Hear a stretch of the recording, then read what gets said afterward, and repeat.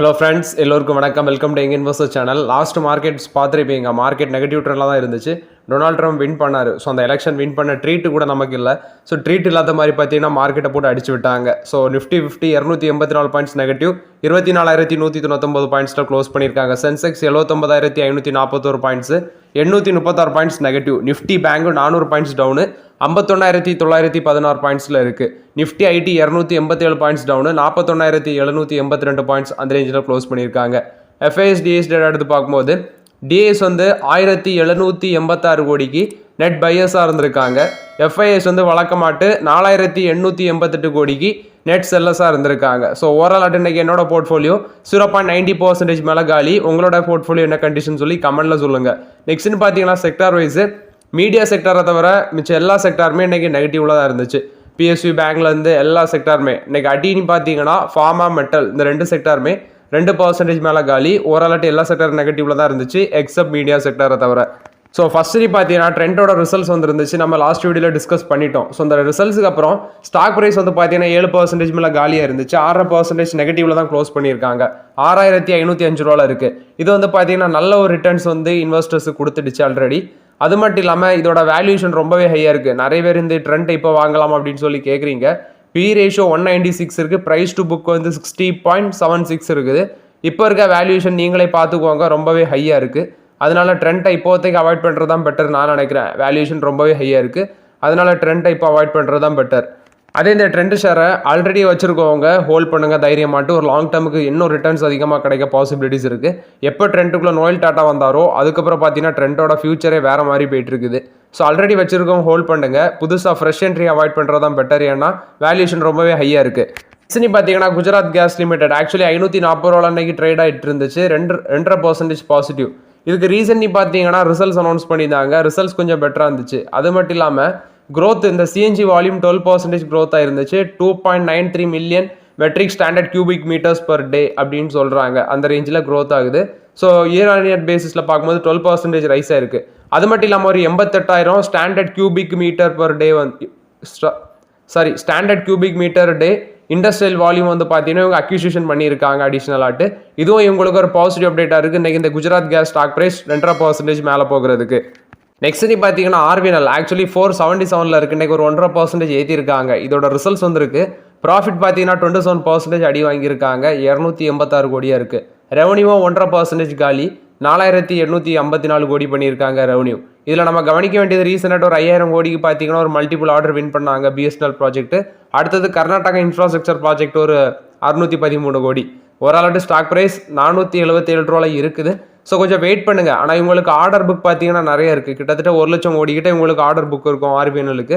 So wait பண்ணலாம். Stock price valuation ரொம்ப ஹையாக இருக்கிறதுனால கொஞ்சம் இறங்கிச்சுன்னா ஆப்பர்ச்சுனிட்டி யூஸ் பண்ணலாம். இப்போதைக்கு வெயிட் பண்ணுங்கள். ஸ்டாக் ப்ரைஸ் டெஃபினட்டாக ரீசெண்டாக வர 430 அந்த ரேஞ்செலாம் போச்சு. என்ன கேட்டால் 400 கிராக் பண்ணி கீழே போக பாசிபிலிட்டிஸ் அதிகமாக இருக்குது. அதனால ஆர்பிஎன்எல்ல கொஞ்சம் வெயிட் பண்ணுறதா பெட்டருங்கிறது என்னோட ஒப்பீனியன். எஸ்கார்ட்ஸ் கியூபூட்டா ரிசல்ட்ஸ் அனௌன்ஸ் பண்ணியிருக்காங்க. ப்ராஃபிட் 54% இன்க்ரீஸ் ஆயிருக்கு. 324 கோடியாக இருக்குது. ரெவன்யூ பார்க்கும்போது ஆல்மோஸ்ட் ஃப்ளாட்டாக தான் இருக்குது. 2,488 கோடியாக இருக்குது அப்படின்னு சொல்கிறாங்க. கொஞ்சம் ஃப்ளாட்டாக இன்க்ரீஸ் ஆயிருக்கு ரெவன்யூ. நெக்ஸ்ட்டு எபிட்டா பார்க்கும்போது 265 கோடியாக இருக்குது. இதுவும் கொஞ்சம் தான் ஃப்ளாட்டாக தான் இன்க்ரீஸ் ஆயிருக்கு. எபிட்டா மார்ஜினும் ஃப்ளாட்டாக தான் இருக்குது. 10.6% இருக்குது. டிராக்டர் சேல்ஸ் 0.9% கீழே விழுந்திருக்கு. 25,995 யூனிட்ஸ் விற்றுருக்காங்க. இதில் கன்ஸ்ட்ரக்ஷன் எக்யூப்மெண்ட் சேல்ஸ் 18.4% ட்ராப் ஆயிருக்கு. 1,394 யூனிட்ஸ் விற்றுருக்காங்க. ரயில்வே எக்யூப்மெண்ட் அதோட ரெவன்யூ 9.9% டிக்ளைன் ஆயிருக்கு. 211 கோடியாக இருக்குது அப்படின்னு சொல்கிறாங்க. சோனா பிஎல்டபிள்யூ ப்ரிசிஷன் ஃபோர்ஜிங்ஸ் லிமிடெட்டை இவங்களோட ரயில்வே எக்யூப்மெண்ட் பிஸ்னஸ் டிவிஷனை விற்க இருக்கிறாங்க. அது ஸ்லம் சேல் பேசிஸில் வருது. கேஷ் கன்சிடரேஷன் 1,600 கோடிக்கு அதை விற்கிறாங்க. மோராட்டு எஸ்கார்ட்ஸ் கியூபூட்டா போஸ்ட் பண்ண ரிசல்ட்ஸ் அப்டேட் 4% ஸ்டாக் ப்ரைஸ் கீழே விழுந்துருந்துச்சு. க்ளோசிங் எப்படின்னு தெரில. பைக்கால் கொடுக்குறாங்க நுவாமா 4,650 ரூபா வரைக்கும் போகும்னு சொல்லியிருந்தாங்க ஃபஸ்ட்டு. இப்போ அதை பார்த்தீங்கன்னா 5,000 வரைக்கும் போகும் அப்படின்னு சொல்கிறாங்க. அமர் ராஜா ஒரு பேட்டரி ரீசைக்கிளிங் பிளான் பார்த்தீங்கன்னா மேனுஃபேக்சரிங் பண்ணிட்டு இருக்கிறாங்க. ஸோ அதை ஆப்ரேஷன் அது ஸ்டார்ட் பண்ணுறது அந்த மேனுஃபேக்சரிங் பிளான்ல ஆப்ரேஷன் ஸ்டார்ட் ஆகுறது நவம்பர் 2க்குள்ளே ஸ்டார்ட் ஆயிரும் அப்படின்னு சொல்கிறாங்க அமர் ராஜா எனர்ஜி அண்ட் மொபிலிட்டி. இந்த ரீசைக்கிளிங் பிளான் பார்த்தீங்கன்னா தமிழ்நாட்டில் தான் போடுறாங்க. இந்த நவம்பர் 2 அதோட ஆப்ரேஷன் ஸ்டார்ட் ஆகும் அப்படின்னு சொல்கிறாங்க. டாட்டாவோட Indian Hotels company results announce பண்ணியிருக்காங்க. ப்ராஃபிட் 232% இன்க்ரீஸ் ஆயிருக்கு. 554 கோடியாக இருக்குது ப்ராஃபிட்டு. 232% வந்து ப்ராஃபிட் இன்க்ரீஸ் ஆயிருக்கு. இதில் அவங்களோட ரெவன்யூ ஃப்ரம் ஆப்ரேஷன் 1826 கோடியாக இருக்குது. 27.4% இன்க்ரீஸ் ஆயிருக்குன்னு சொல்கிறாங்க ரெவன்யூ மட்டும். எபிட்டா 565 கோடியாக இருக்குது. 40% இன்க்ரீஸ் ஆயிருக்கு. எபிட்டா மார்ஜின் வந்து 29.9% இருக்குது. 270 பேசிஸ் பாயிண்ட் இன்க்ரீஸ் ஆயிருக்கு. ஓவரால் ரிசல்ட்ஸ் நல்லா இருக்குது. ஆல்ரெடி வச்சுருக்கவங்களுக்கு தான் அந்த ஸ்டாக்லாம் ஆப்பர்ச்சுனிட்டி இருக்கும்.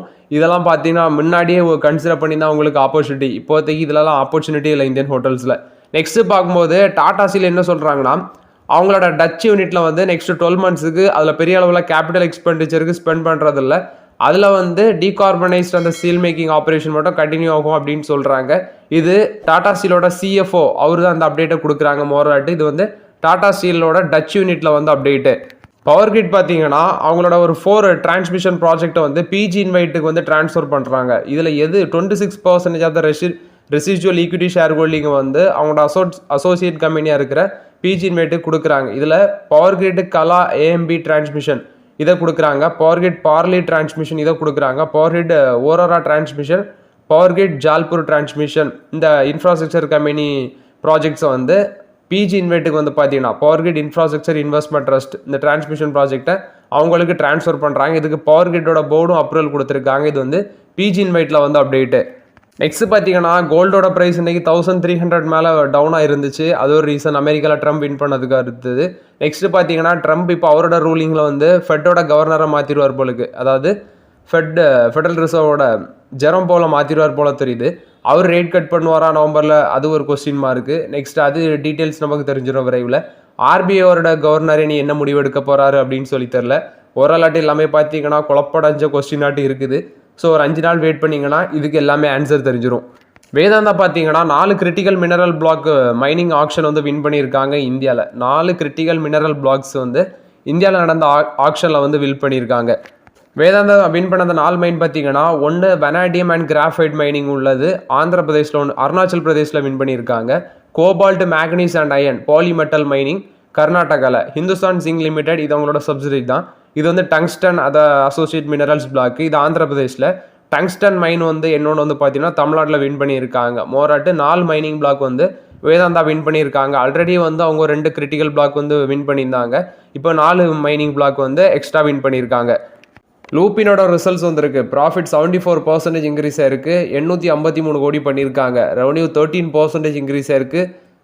ரெவன்யூ பார்த்தீங்கன்னா 5672 கோடி பண்ணியிருக்காங்க. எபிட்டா 1340 கோடியாக இருக்குது. எபிட்டா மார்ஜின் 23.6% இருக்குது.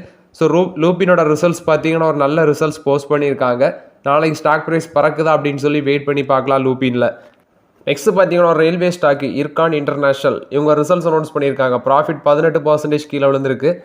205 கோடி ப்ராஃபிட் பண்ணியிருக்காங்க. சேம் பீரியட் லாஸ்ட் இயரில் 250 கோடியாக இருந்தது, அடி வாங்கியிருக்குது. ஸோ ஓவராலாட்டு எபிட்டா 200 கோடி பண்ணியிருக்காங்க. அதுவும் பார்த்தீங்கன்னா குறைஞ்சிருக்கு 23.4%. ப்ராஃபிட் பிஃபோர் டேக்ஸ் 262 கோடியாக இருக்குது. அதுவும் பார்த்தீங்கன்னா கீழே தான் விழுந்திருக்கு அப்படின்னு சொல்கிறாங்க. நெக்ஸ்ட் ஓவராலாட்டு இவங்களோட ஏர்னிங்ஸ் பர் ஷேர் பார்க்கும்போது 2.19 per ஈக்விட்டி ஷேராக இருக்குது.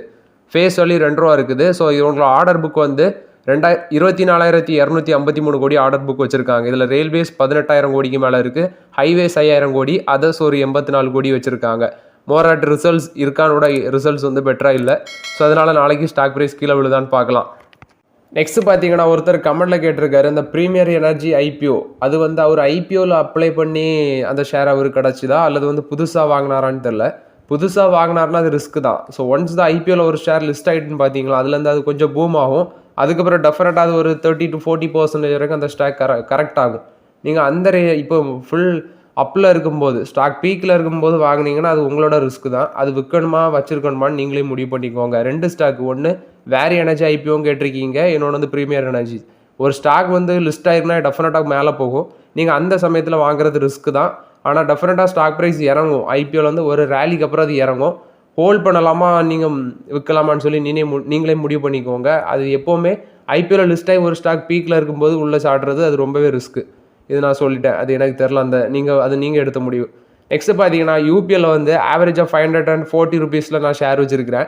அது வந்து கீழே போச்சுன்னா எனக்கு வந்து ஆவரேஜ் பண்ண மைண்ட் செட் இல்லை. அது இப்போ பாசிட்டிவாக இருக்கும்போது நான் எக்ஸிட் பண்ணிடவான்னு ஒருத்தர் கேட்குறாரு. நான் வந்து 630 ரூபாவில் ஆவரேஜ் ஆட்டு வச்சுட்ருக்கிறேன். எனக்கே பயமாட்டு இருக்குது, அது மேலே போகுமா இல்லை இப்படியே தான் இருக்குமா அப்படின்னு சொல்லி. ஸோ இவ்வளோ நாள் நீங்கள் பொறுத்துட்டீங்க, இந்த ரிசல்ட்ஸ் வரைக்கும் வெயிட் பண்ணுங்கள். ரிசல்ட்ஸுக்கு அப்புறம் பார்த்தீங்கன்னா அந்த யூபிஎல்லை பற்றி நம்ம முடிவு பண்ணலாம். எனக்கே பார்த்தீங்கன்னா கிட்டத்தட்ட ஒரு 2 இயர்ஸ் ஆகிட்டே நெகட்டிவில் தான் இருக்குது. அந்த போர்ட்ஃபோலியோவில் ஒரு லாங் டேர்ம் இல்லை வாங்கினதில் ஒரு ஷேர் வந்து நெகட்டிவில் இருக்குது, அது அந்த யூபிஎல் மட்டும்தான். ஸோ வெயிட் பண்ணலாம் யூபிஎல்ல. இந்த ரிசல்ட்ஸ் வரைக்கும் வெயிட் பண்ணுங்கள், அதுக்கப்புறம் நம்ம முடிவு எடுத்துடலாம் யூபிஎல்ல. ஸோ ஓகே ஃப்ரெண்ட்ஸ், ஆக்சுவலி இந்த வீடியோவில் சில இம்பார்ட்டன்ட் அப்டேட்ஸ் எல்லாமே டிஸ்கஸ் பண்ணோம். அந்த வீடியோ உங்களுக்கு பயனுள்ளதாக இருக்கும்னு நினைக்கிறேன். பயனுள்ளதாக இருந்துச்சுன்னா லைக் பண்ணுங்கள், சப்ஸ்கிரைப் பண்ணுங்கள், கமெண்ட் பண்ணுங்கள். Okay friends, thank you.